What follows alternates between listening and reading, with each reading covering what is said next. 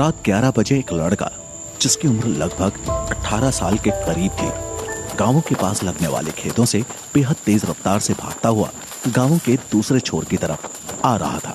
गांवों के अंदर प्रवेश करते ही गांव के कुत्ते उसके पीछे भौंकते हुए पड़ गए, पर उसकी रफ्तार को कुत्ते पकड़ तक नहीं पाए। वो गांव के टेढ़े मेढ़े रास्तों से अपनी तूफानी रफ्तार में सीधा घर के आंगन में आ पहुंचा और साइड से छत पर जाती सीढ़ियों पर चढ़कर सीधा कमरे में प्रवेश कर गया। और उस लड़के के इस तरीके से कमरे के अंदर प्रवेश करने के कारण कमरे में एक तरफ पड़ रहा लड़का हड़बड़ी में आ गया था और अपनी चेयर से पीछे को लड़क गया था। अबे तुझे क्या हुआ? ये कौन सा तरीका है आने का? मुझे तो डरा दिया तूने शंकर।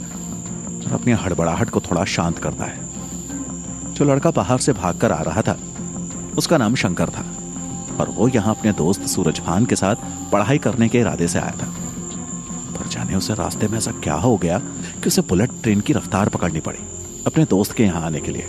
सूरजभान खड़े होते हुए अपनी कुर्सी को उठाकर अपनी जगह पर रखता है और दरवाजे पर पीठ लगाए शंकर अपनी बढ़ चुकी सांसों को नियंत्रित करने की कोशिश कर रहा था।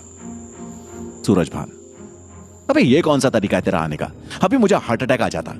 और वापस अपनी कुर्सी पर बैठ जाता है।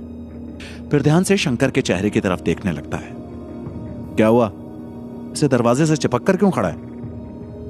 कोई पीछा कर रहा है क्या तेरा? और अब वो भी शंकर की हालत देखकर थोड़ा सा अजीब फील कर रहा था। शंकर उसकी बात सुनकर दरवाजे से हटता है और वहां लगे पलंग पर आराम से लेट जाता है। अबे सोने के लिए आया है क्या? अपने घर पर ही सो जाता।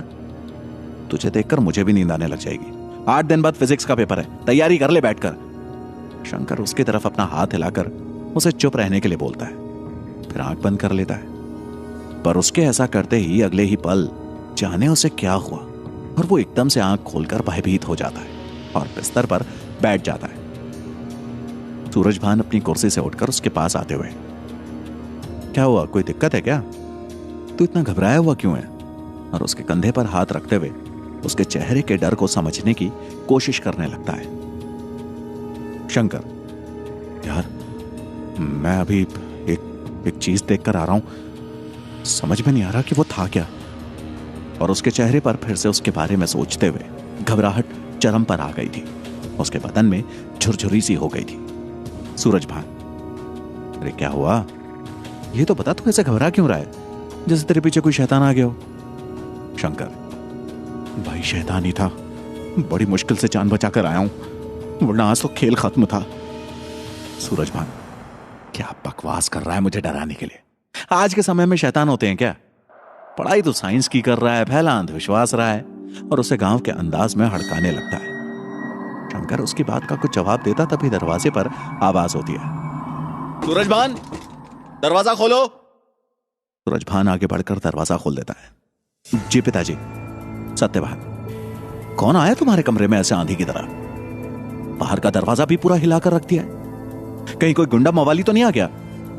अरे नहीं पिताजी, मेरा दोस्त है शंकर। सत्यभान अंदर चले आते हैं। क्यों रे शंकर, ये कौन सा तरीका है तेरा आने का?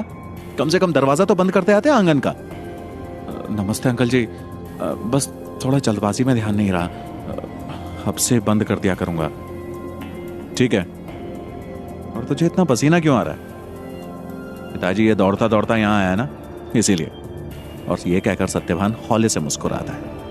ये कहकर सत्यभान अपने कमरे की तरफ चले जाते हैं। शंकर का दिमाग अब थोड़ा सा रिलैक्स फील कर रहा था बातचीत करके, और वो उठकर टेबल के पास लगी चेयर में बैठ जाता है। सूरजभान दरवाजा बंद करता है, अपने दोस्त शंकर के बराबर में आकर बैठ जाता है। अच्छा अब बता क्या हुआ था? तू किसी शैतान की बात कर रहा था। शंकर सूरजभान की बात सुनता है, फिर कुछ सोचते हुए हौले से मुस्कुरा देता है। सूरजभान, अब क्या हुआ? मुस्कुरा क्यों रहा है? शंकर, कुछ नहीं यार, मैं तो सिर्फ मजाक कर रहा था। मुझे लगा तुझे डराना चाहिए, पर तू तो बिल्कुल भी नहीं डरा, खाली बकवास कर रहा था। मैं जानता था।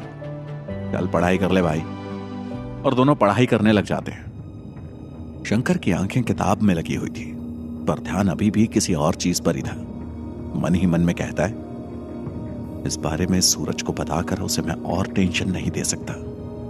एग्जाम सिर पर है, ऐसे में उसका ध्यान पढ़ाई से भंग हो जाएगा।